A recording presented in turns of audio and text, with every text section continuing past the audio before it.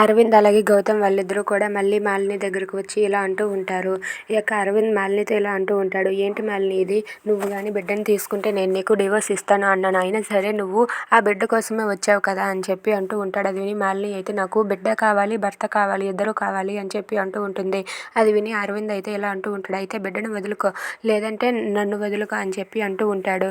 ఒకవేళ ఆ రెండింటిలో ఒక్కటే ఆప్షన్ ఉంటే ఏం చేస్తావు అని చెప్పి మాలినిని అడుగుతూ ఉంటాడు. అది విని మాలిని అయితే నేను అది కాలమే నిర్ణయిస్తుంది అరవింద్ అని చెప్పి అంటూ ఉంటుంది.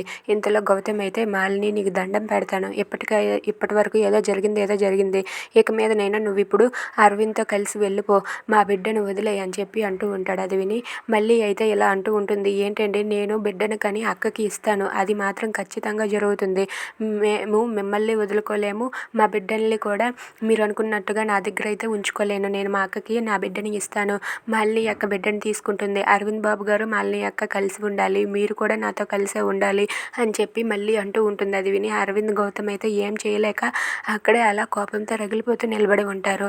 ఇక మళ్ళీ అయితే ఇలా అంటూ ఉంటుంది.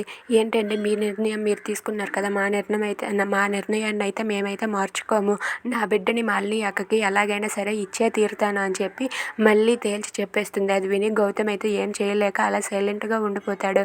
ఇక మళ్ళీ అరవింద్, గౌతమ్, మాలిని వీళ్ళ నలుగురు కూడా అలా బాధపడుతూ అక్కడ బిడ్డ కోసం అయితే పరితపిస్తూ ఉంటారు. If you like this video please like, share and subscribe. Thanks for watching.